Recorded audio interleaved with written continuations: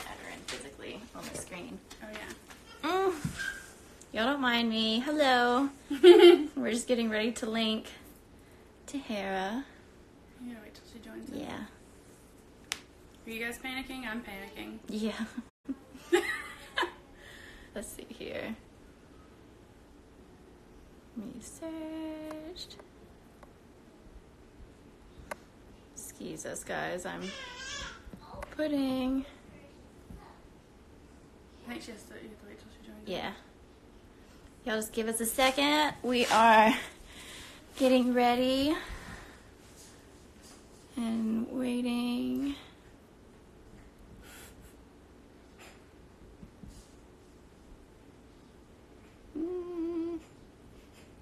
Oh, that looked like it was it. Where did it go? Press the face button. Send a request. That's not the right name. Right here. Ah. Oh, don't look in my house. Sorry, guys. We're trying to connect. It's not clicking it. Okay. Okay. Just let it go. I'm glad y'all are giving us some love here. We were trying to hook up with Tahereh. Nope. You missed a knee. Okay. I can't do this. Sorry, guys. Just bear with us. This is not working. That's a request, but that's not... Are we going from that account? No. Ooh. Sorry, we're trying to get her. Give 1 second. We're just trying to hook up. She might not be in yet. This might be it, though. Coming from a different account? No, that's not her. Nope.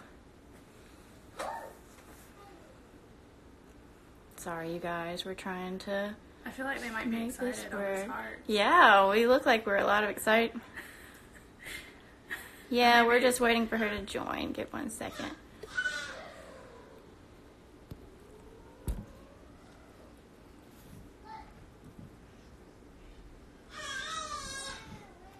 I know y'all love seeing my face, but it's just... Yeah, she's not. Give it a second. I know we had some time difference going on here. Just 1 sec, you guys. You keep an eye on that. I'm going to be watching this. I'm watching. I know this is very entertaining. Y'all just hang in there for a second. So what's up? How are you guys doing? You excited? Not yet. She'll be here any second now.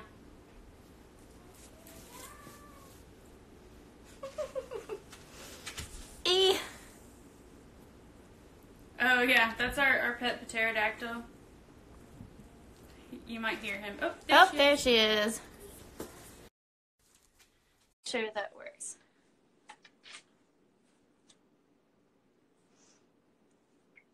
It says waiting. So we did the rest. Hi! Hi, guys. Hi, how are you? I'm good. I'm sorry. I had no idea how to do this. So I was just like watching I was just watching this and I was like, oh, this is nice. And then I realized you were waiting for me. So we were just turning the camera back and forth trying to figure it out too. So showing where we go. I know, I'm sorry. I'm like... No, that's fine. Thank you so much for joining us to talk about Defy Me. We see a steady stream of fans here. Hi, guys. I still don't really understand how Instagram Live works, so just tell me what to do. Yes, we will do that. So yesterday we asked for non-spoiler questions about kind of where they're wanting to see where the series might be going, or even just questions about you being an author and writing the series in general. And so we have a couple of those questions that we selected that weren't too much of like trying to reveal anything crazy. Sure, even though we all want to know, but so we selected a few. So Brittany, would you like to start? Yeah, and if you hear any screeching, that's just our pet pterodactyl, also known as our baby. I have one too. I understand completely. It's no problem.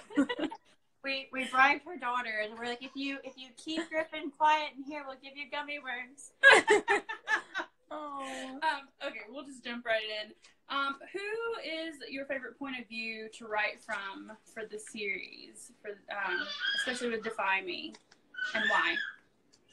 Or yeah, I mean, so I was asked this question a few days ago, and I think I said Kenji, but I'm still not 100% sure. I just feel really comfortable in Kenji's voice, but I like writing from all their points of view. I mean, it just depends kind of on what mood I'm in. I think I prefer Kenji because he's generally like not very dramatic, and he's like pretty chill about most things, so it's just a more comfortable voice to be in.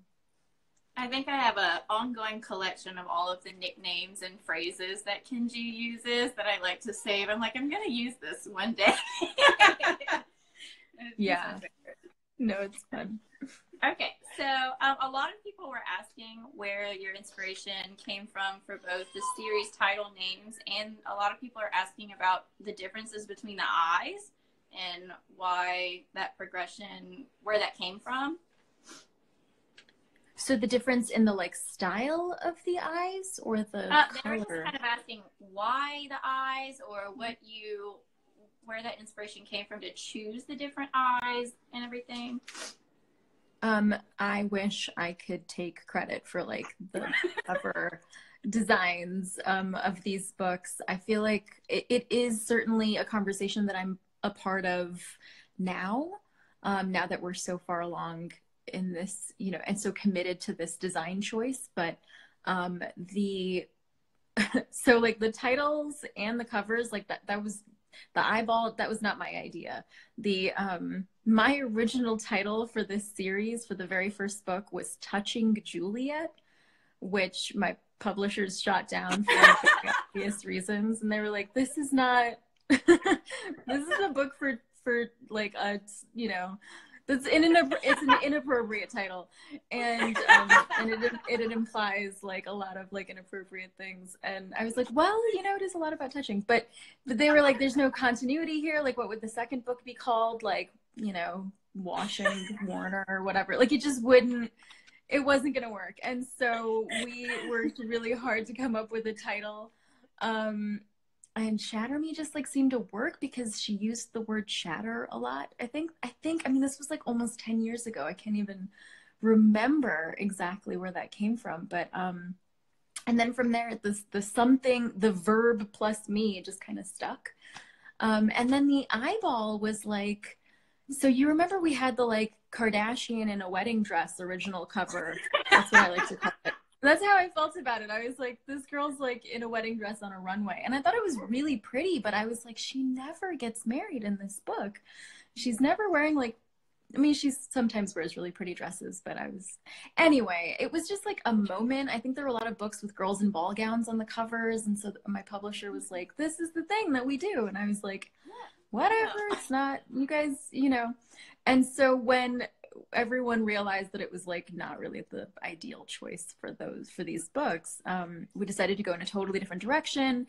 And the eyeball seemed like, I don't know, it's very like artsy, and it has this like a lot of metaphorical interpretations, which seemed to really dovetail with the, you know, with the book in a lot of ways. But again, not my idea. My publishers came to me with the eye thing, and the one that they I'm sorry? It was better than the dress. Right. I was like, great, this is, you know, feels slightly more of a piece. But yeah, even that, I mean, it was like a whole process. Yeah, they're gorgeous though, so it ended up in the right place. Yeah, I was very happy with the change. So I'm glad that you guys like it too. I'm having trouble not commenting on Touching Warner, the book. I know. Can you imagine? After writing phone call was going through. Sorry.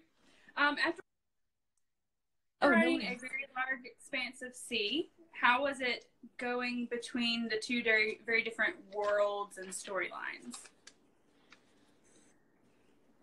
You mean like you mean like just juggling the two books because they were so different? Yes.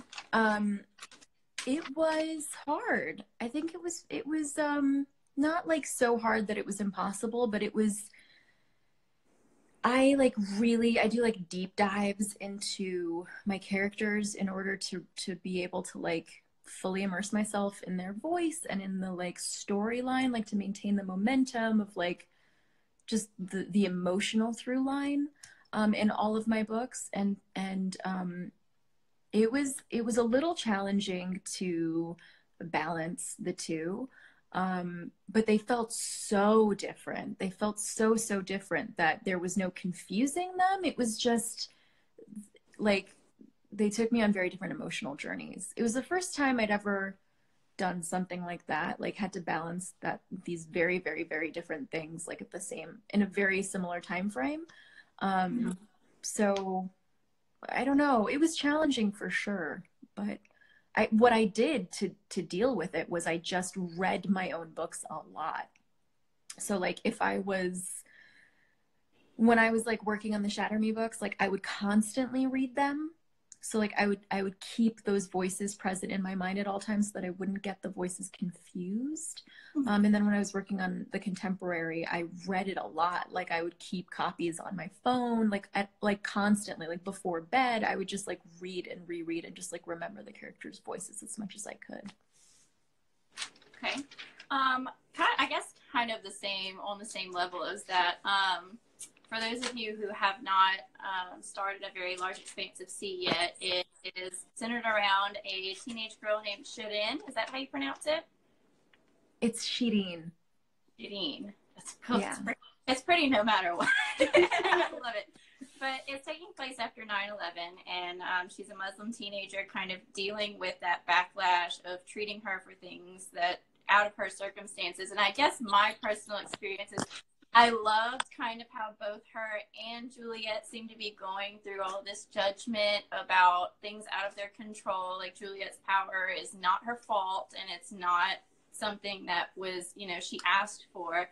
Did you find any pieces of yourself being put in these two girls going through these like battles? And they're very different battles, but do you find any connection with yourself in like giving yourself into those characters? And I know that with A Very Large Expanse of Sea has a lot to do with, I know like you were breakdancing back in high school and everything, but so obviously there's connections, right. But. Right. No, well, 100%. I mean, I think, and I've said this before, that A Very Large Expanse of Sea was definitely the most autobiographical thing I've ever written. So there was a lot that I put in that book that like actually happened to me, a lot that was pulled from my own personal experiences in high school and as an adult, like just sort of, across the board, but like truncated and reconfigured for fiction. So there was a lot of me in that book, a lot of it, and very like, and more immediate, like it was a more, it's contemporary, it's realistic fiction. So there wasn't any like metaphor or fantasy to hide behind. But with Shatter Me, I think the more I write, the more obvious I become to myself in that I seem to keep writing the same stories over and over again, which is, it's often a story about a girl who is misjudged or poorly treated or whatever, or is defined somehow by the world or by other people, and she's struggling to find herself and her own identity and to like be strong despite having been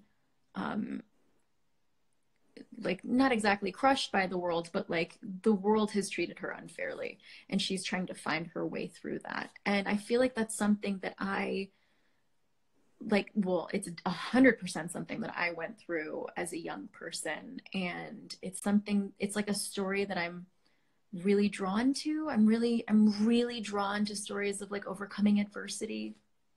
And I really like to tell those stories. And I feel like with Shatter Me, it being my debut novel and it being like it wasn't the first book I'd ever written, but it was the first book I'd ever published. I think that was me trying to tackle those same issues, but you know, through metaphor and with the guise of like fantastical elements and stuff. I feel like we tell a lot of stories, a lot of truths through metaphor, and but to more succinctly answer your question, there's definitely a lot of me in all of my fictional characters. I feel like I can't help it. So you obviously have an obsession with Bruce Lee and have to make sure everyone knows who he is, right? I do. I have 4 older brothers, and I was forced to watch like literally every single Bruce Lee movie ever made, and I love them. I love Bruce Lee. I have an immense amount of respect for Bruce Lee, so that feels very personal. I love that.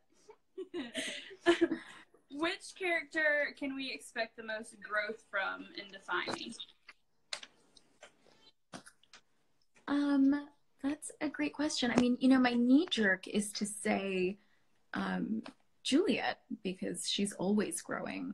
So, I mean, she has setbacks, but then she's always finding new ways to, you know, rise from the ashes. But I actually think Warner might be the character who undergoes the most growth in this book. I think so, anyway. I'm so excited. Okay, so there were a lot of questions asked about, they're very intrigued with the world outside of Sector 45, and they're very interested in wondering, like, are we going to get to see outside and a lot more of the world? Are we going to be traveling? Yes. Yeah. Is that the whole question? Is there more? Yes. They're very interested in that. There were some that were specific and asking about like New Zealand, but for the most part, that was the general gist of it. Are we traveling? Yes. Yeah, we're traveling. So the book opens, I know this is like a non-spoiler chat. This is non-spoilery, right? Okay. So I don't, it's okay up until like what's released. That's fine. Yeah. Okay. Okay, well, at the end of Restore Me, we're not going to make you answer any questions about spoilers in Defy Me. That's what we were saying. Okay. Well, if you've read up until the end of, if you've read Restore Me, then I feel like I can say this without really spoiling anything. Anyway, I just did some like weird math in my head. But the point, okay, what I was trying to say was that at the end of Restore Me, you know, a lot of crazy stuff happens, and I have seen a lot of people speculate on like what happens next and where the characters end up. But I'm telling all of this out of order. Sorry. What I'm trying to say is that the Defy Me is told from 3 points of view: Kenji, Warner, and Juliet. And there's a reason for that. It's because the 3 of them are basically like the central characters of this book. And they each end up in very different places at the end of Restore Me. And some people thought that like they were all captured together or something. But like, I tend to say this a lot, I realize. But like, things are never really exactly as they appear. Because if they were, then I think it would make things a lot less interesting. And I'm sorry to have to make everybody wait so long to find out exactly what happened at the end of Restore Me, but it's more complicated than you think. And I needed to tell this book from 3 points of view in order to allow the reader's access to the like present moment in the lives of each of these characters. I forgot your question. You covered it. We're going places. Oh, right. We're talking about location. Yes. Okay, you got it. So, right. Thank you. Thank you for bearing with me. So all 3 of these characters end up in different locations, sort of. Yeah. So you'll see, what I'm trying to say is you're going to see a lot of stuff. I can't spoil anything, but yeah, you'll leave Sector 45. You'll see a little bit of Sector 45, but you'll also travel not only to New Zealand, but like you'll see other parts, a little bit of other parts of North America. That's intriguing. That is intriguing. We have been left with a lot of mystery around Castle and Emmeline. Will we get to have more of their backstory in Defy Me, or we have to wait on it on either of those characters about where they belong in the Shatter Me universe?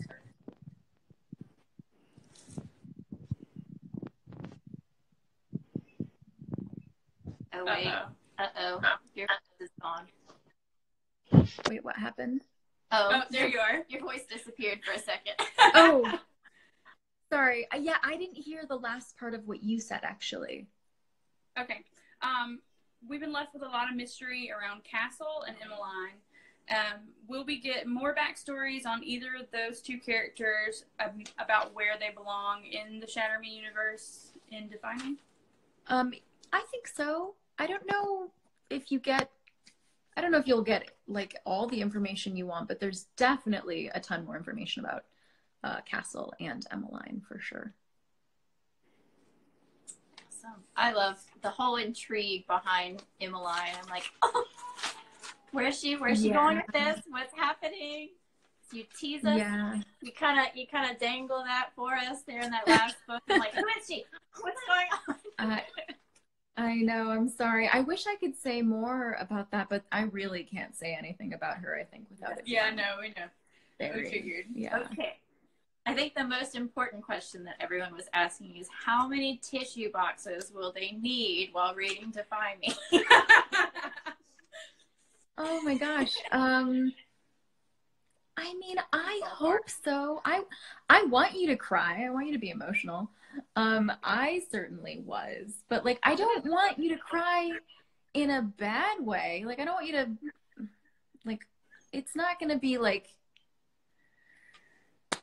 I'm not trying to ruin anyone's life, you know? And by, and by like anyone, I mean like my readers. I'm not trying to ruin my readers' lives. I might be trying to ruin some characters' lives, but like in a way that's entertaining, you know? But I think Defy Me is a very emotional book, and I like tear up every time I finish the book. Like the very, very last chapter is like my favorite, and I really enjoyed writing it. And it felt kind of indulgent, but it also felt earned, and I really enjoyed it. And so I hope that everybody else enjoys it, and I hope you tear up a little. I don't think you'll be sobbing, but then again, I don't know. Well, hey, that sounds a very drastic difference than how you left us the last time. Right. Yeah. I felt like I shouldn't. It's definitely not a cliffhanger. I don't think it's a cliffhanger at all. I feel like it comes to a nice conclusion, but still sets things up for the next book. That's awesome. That's all the questions that we had. Did you have anything that you wanted to tell any of the people that are watching? It's up to you.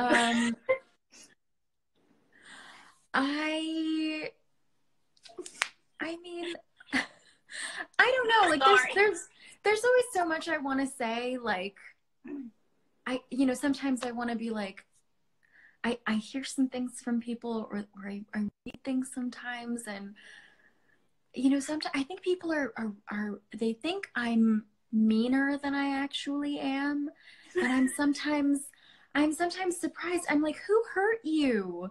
Who hurt you? And then I realize like it's my own friends, like other authors that I know. I'm like, oh, did Saba do this to you? Did like Libor Hugo do this to you? They're like, I'm just not. I think I'm too much of a fan of like books. I empathize too much with the readers to be like inordinately cruel. You know what I mean? Like, so sometimes I read things and I'm like, oh, come on, have a little faith. Like, I'm not, it's just supposed to be entertaining, but also a little edifying. But yeah, so I don't know. I do want to say, like, I'm so grateful to all of you who read these books and are still reading them. It's just amazing. Like, it really is amazing. It has truly been almost 10 years since, I mean, it's been almost 10 years since I wrote this book. So it's like nuts to me that like I'm still writing these books and people are still reading them, and I'm just so blown away, so flattered. It's a privilege and an honor, and I really hope you guys enjoy the next book.